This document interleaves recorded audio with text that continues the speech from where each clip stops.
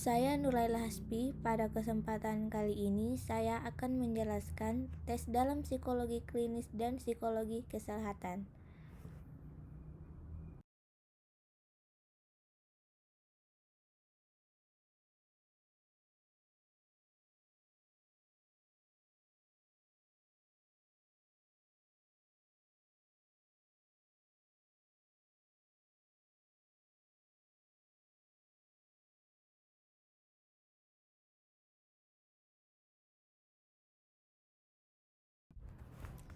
Adapun materi yang akan kita jelaskan pada kesempatan kali ini yaitu yang pertama, apa itu tes? Apa yang dilakukan tes? Bagaimana tes dibangun? Standarisasi dan interpretasi skor, menghindari distorsi dalam skor tes, dan keadilan budaya dan bias dalam tes psikologi.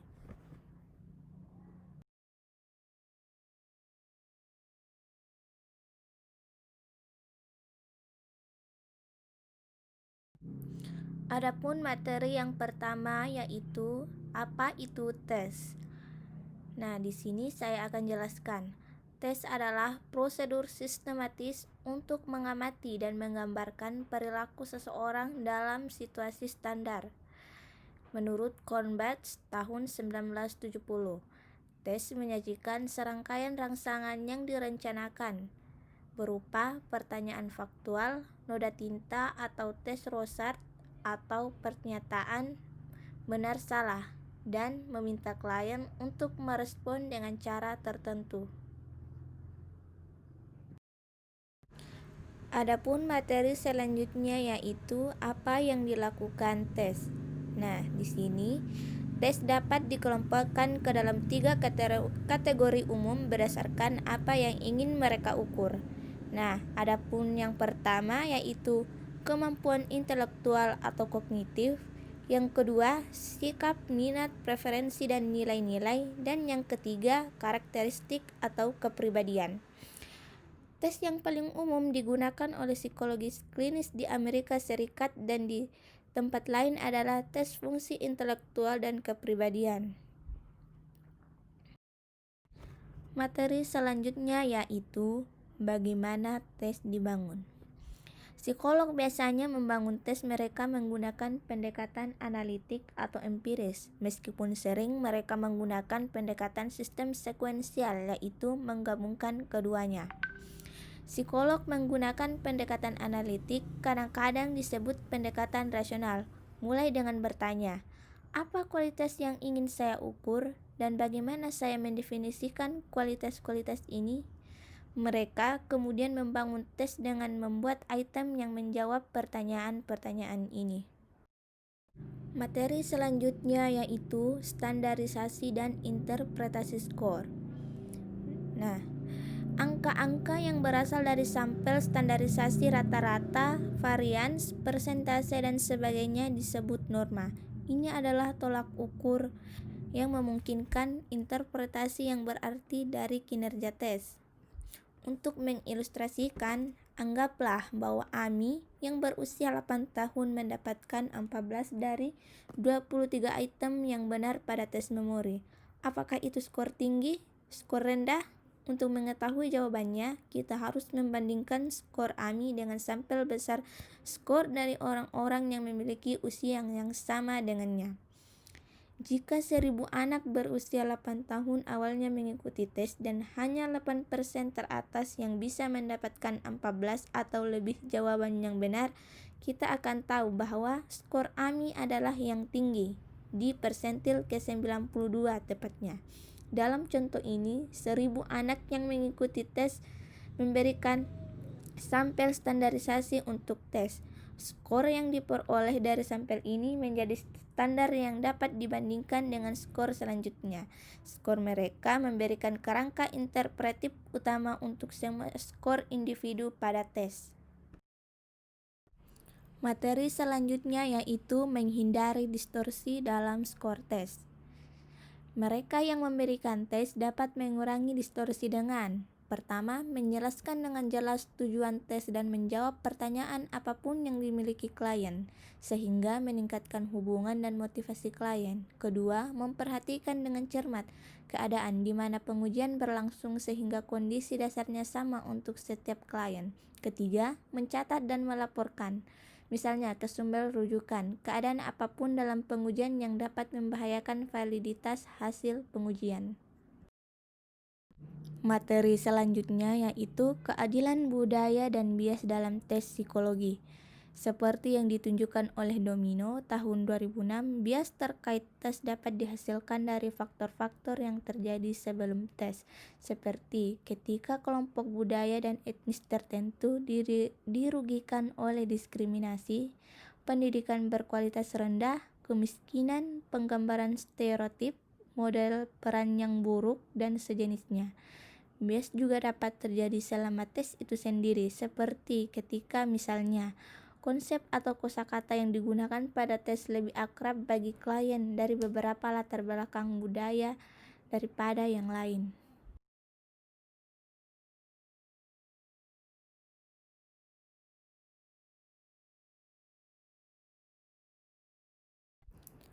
Materi yang akan dibahas pada kali ini yaitu teori kecerdasan, berbagai tes intelijensi, tes kemampuan dan prestasi, tes sikap, minat, preferensi, dan nilai, tes objektif psikopatologi, dan tes objektif kepribadian.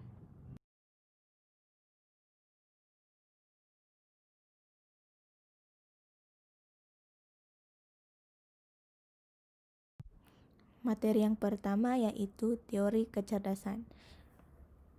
Kecerdasan terbagi atas dua, yaitu kecerdasan umum dan kecerdasan spesifik. Ada yang pertama yaitu kecerdasan umum. Awalnya diusulkan oleh Spearman pada tahun 1904. Gagasan intelijen sebagai global, kemampuan umum disebut hanya sebagai G. Pandangan ini didukung oleh pengamatan bahwa siswa yang luar biasa dalam matematika biasanya juga cenderung baik dalam bahasa Inggris, biologi, dan banyak bidang lainnya. Kemudian, kecerdasan spesifik, yaitu beberapa orang berpendapat bahwa kecerdasan lebih baik dipahami sebagai kumpulan kemampuan yang relatif terpisah. Sebanyak 120 fungsi intelektual spesifik telah diusulkan, termasuk kemampuan seperti kefasihan kata, memori jangka pendek, dan kecepatan persepsi.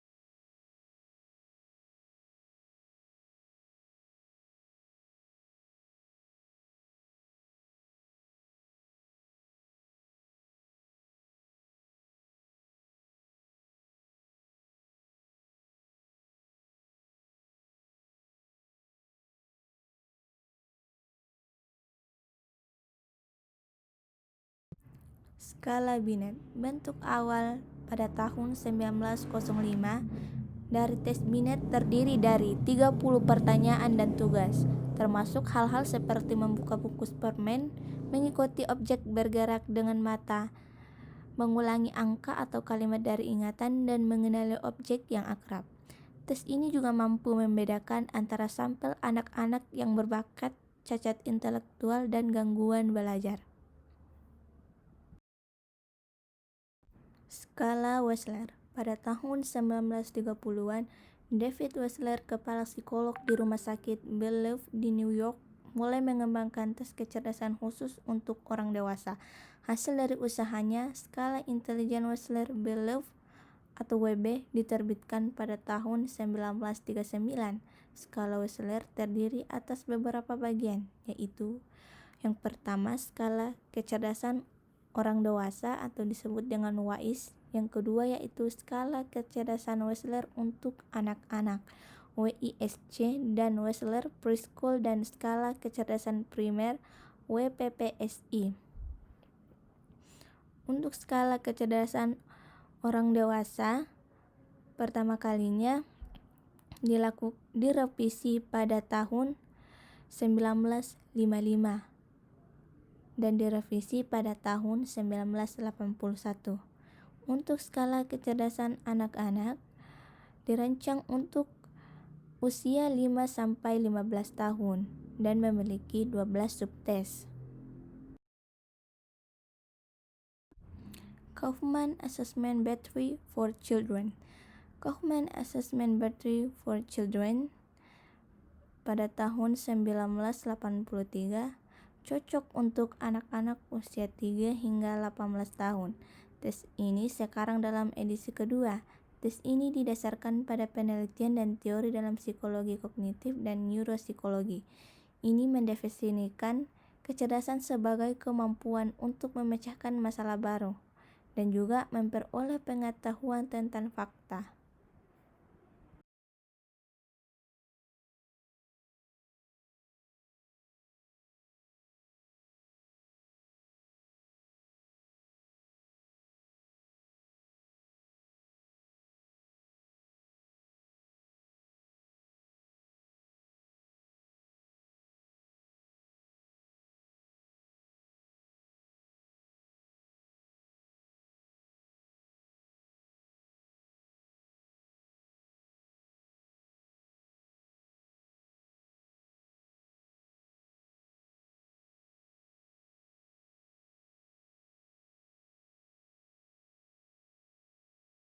Scholastic Aptitude Test atau disebut dengan SAT yang digunakan untuk memprediksi potensi siswa sekolah menengah atas untuk pekerjaan tingkat perguruan tinggi.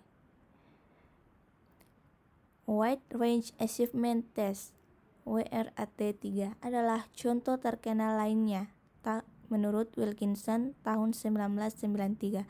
Seperti halnya Kaufman Test of Educational Prestasi dan Wechsler Individual Achievement Test, dokter dan terutama psikolog sekolah menggunakan tes ini untuk menilai bakat dan prestasi, untuk membantu mengidentifikasi gangguan belajar dan untuk mengembangkan rencana pendidikan untuk anak-anak dan orang dewasa.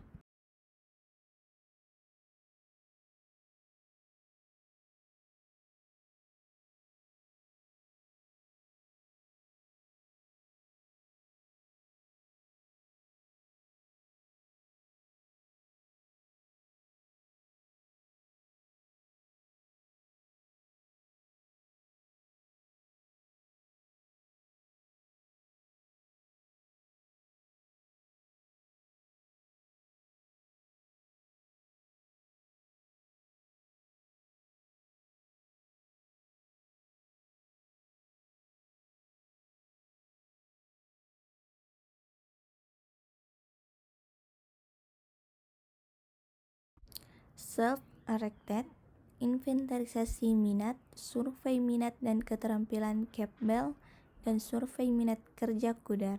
Tes seperti ini banyak digunakan oleh konselor sekolah untuk membantu siswa memilih jurusan kuliah dan pekerjaan yang memungkinkan. Study of Value atau SOV dirancang untuk mengukur nilai atau orientasi kehidupan umum.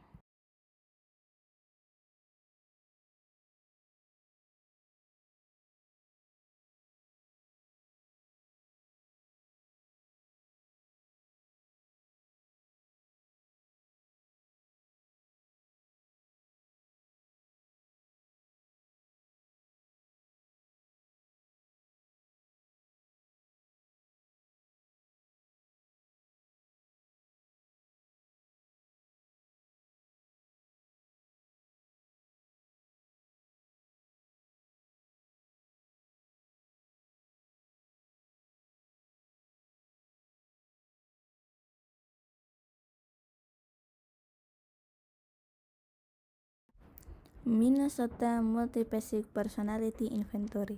Tes ini pertama kali dikembangkan selama akhir 1930-an di University of Minnesota oleh Stuart Hathaway dan J.C. McKinley sebagai bantuan untuk diagnosis psikiatri pasien klinis. Personality Assessment Inventory atau PAI terdiri dari 344 pernyataan di mana klien memberi peringkat 0, 1, 2, dan 3 untuk mencerminkan sejauh mana mereka setuju. Dirancang untuk menilai berbagai gejala klinis, yaitu keluhan somatik, kecemasan, dan fitur lainnya.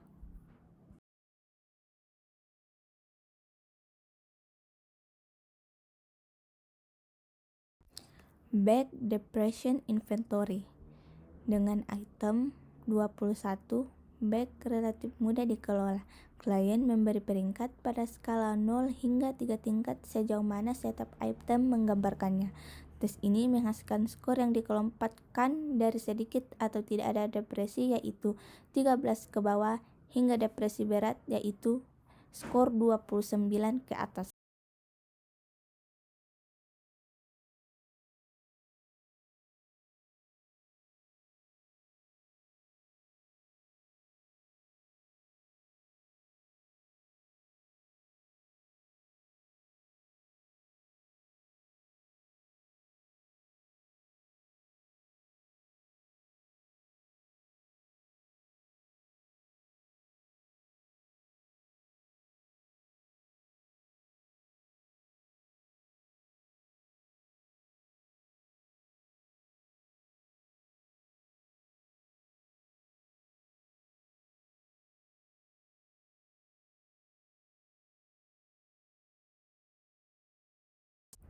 Eisen's Personality Questionnaire yang mengukur 3 faktor kepribadian dasar, yaitu psikotik, introversi, extraversion, dan emotional stabilitas. Kedua, Multidimensional Personality Questionnaire yang juga mengukur 3 faktor, yaitu emosionalitas positif, emosionalitas negatif, dan kendala. Ketiga, 5 Factor Model atau NIOP, yaitu neuroticism, extraversion, openness, dan ditambah dengan agreeableness dan conscientiousness. Yang keempat yaitu California Psychological Inventory, yaitu dikelompokkan dalam skala yang lebih beragam dan berorientasi positif, termasuk kemampuan bersosialisasi, penerimaan diri, tanggung jawab, dominasi, kontrol diri, dan lain-lain. Personality Factor Questionnaire 16 PF. Raymond B. Cattell menggunakan teori dan analisis faktor untuk mengidentifikasi 16 faktor dasar dalam kepribadian dan menciptakan instrumen untuk mengukurnya. Masing-masing dari 16 faktor yang meliputi dimensi seperti kecerdasan, kekuatan ego, konservatif radikal, dan sisotimia, avekotimia. Myers-Briggs Type Indicator MBTI adalah tes yang diturunkan secara analitik berdasarkan sistem klasifikasi tipe kepribadian psikoanalitik yang menjadi 16 jenis berdasarkan kombinasi dari 4 skala, yaitu extraversion, introversion, sensation, intuition, thinking, feeling, dan menilai atau menganggap.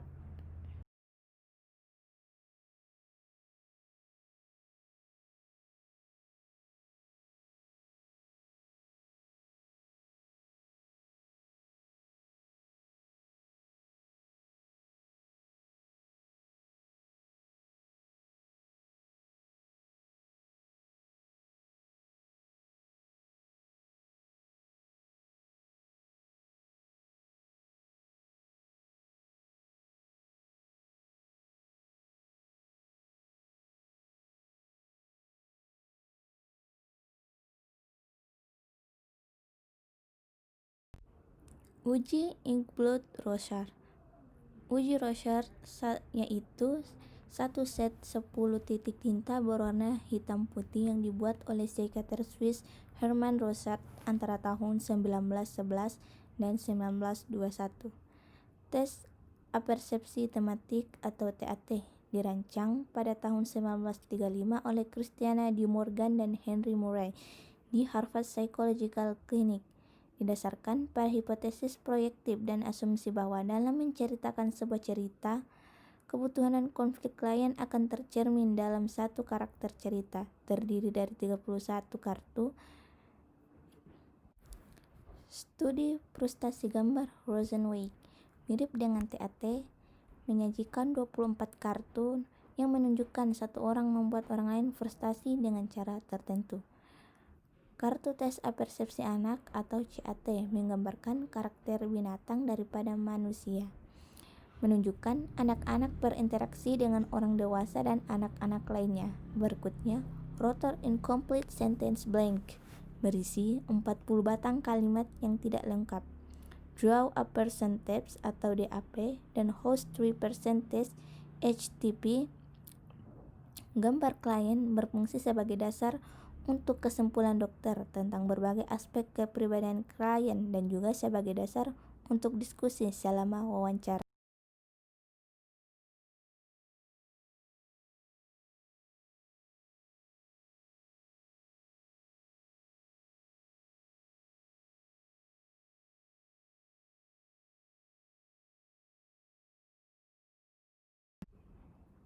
Pada kali ini kita akan membahas psikologi kesehatan.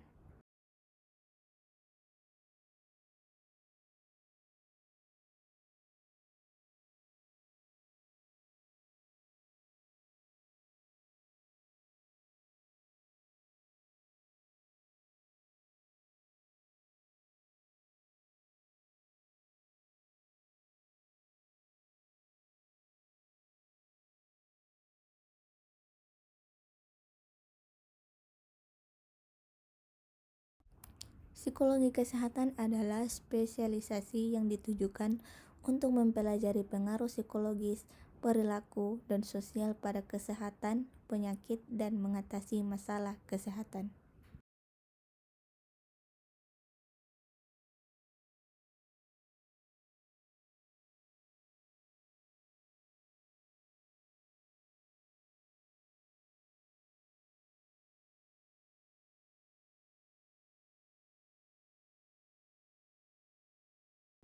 Psikolog kesehatan berusaha untuk pertama memahami bagaimana faktor ini berinteraksi untuk memengaruhi penyakit dan kesehatan, kedua mengidentifikasi faktor risiko penyakit dan faktor perlindungan bagi kesehatan, ketiga mempromosikan perilaku sehat dan mencegah perilaku tidak sehat, terakhir membuat intervensi yang berkontribusi pada perawatan medis penyakit.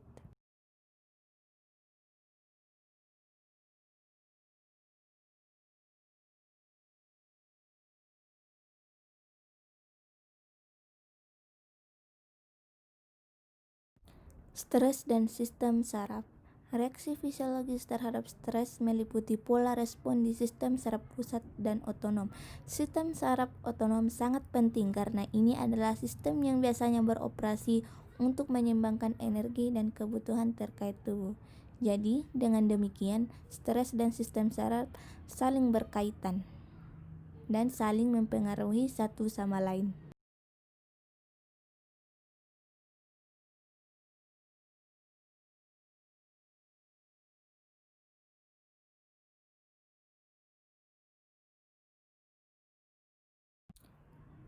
Stres dan sistem kekebalan tubuh.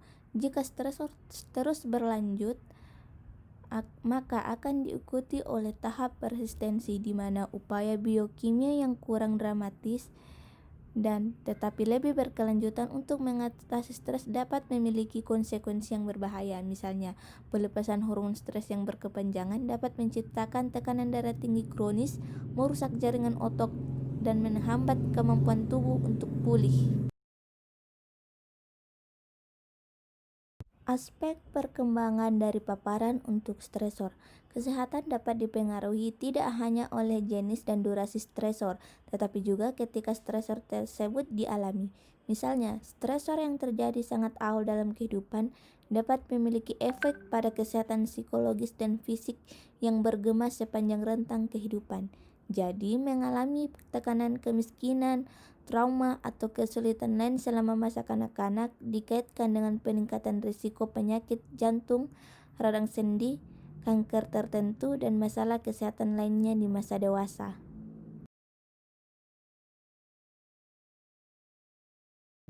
Strategi maladaptif mengatasi mengacu pada upaya kognitif, emosional, dan perilaku orang dalam memodifikasi, mentoleransi, atau menghilangkan stres. Orang berbeda dalam cara mereka mengatasi stres. Beberapa mencoba menghilangkan atau menangani stresor secara langsung. Yang lain berusaha mengubah cara mereka berpikir tentang stresor untuk membuat mereka tidak terlalu kesal. Yang lainnya berkonsentrasi pada mengelola reaksi emosional yang disebabkan oleh penyebab stres. Dukungan sosial. Beberapa penelitian telah menunjukkan bahwa hubungan antara stres dan penyakit lebih lemah di antara individu yang merasakan tingkat dukungan sosial yang tinggi dalam hidup mereka. Satu penjelasan adalah bahwa dukungan sosial bertindak sebagai penyangga terhadap stres. Dukungan sosial juga memberikan lebih banyak peluang untuk pengungkapan diri, dan teman-teman cenderung untuk meningkatkan upaya mengatasi konstruksi. Dengan demikian, mengurangi kemungkinan strategi mengalahkan diri sendiri seperti minum berlebihan dan terlibat dalam perilaku merusak kesehatan lainnya. Faktor risiko penyakit. Perilaku yang terkait dengan risiko penyakit kardiovaskular atau CVD dan kanker termasuk merokok, makan berlebihan, kurang olahraga, dan konsumsi makanan tinggi lemak. Stres, permusuhan, dan depresi juga tampaknya menjadi faktor risiko untuk CVD. Faktor risiko untuk HIV/AIDS termasuk aktivitas seksual tanpa kondom, dan untuk pengguna narkoba, suntikan berbagai jarum suntik.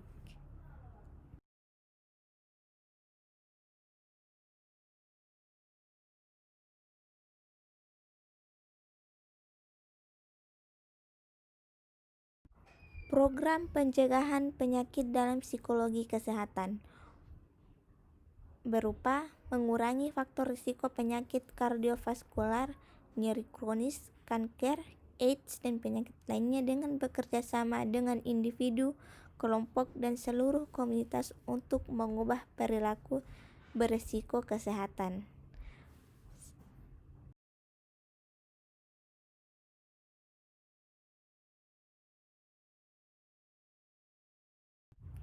Kadangkala ada beberapa pasien yang tidak patuh dalam intervensi psikologi sehingga terhambatnya penyembuhan. Nah, untuk meningkatkan kepatuhan, berikut beberapa upaya yang dilakukan oleh psikolog, yaitu yang pertama, mendidik pasien tentang betapa pentingnya kepatuhan sehingga mereka akan mengambil peran yang lebih aktif dalam menjaga kesehatan mereka sendiri. Kedua, memodifikasi rencana perawatan untuk membuat kepatuhan lebih mudah. Yang ketiga, menggunakan teknik perilaku dan kognitif perilaku seperti pemantauan diri, isyarat pengingat, dan alat lain untuk meningkatkan kemampuan pasien untuk mematuhi.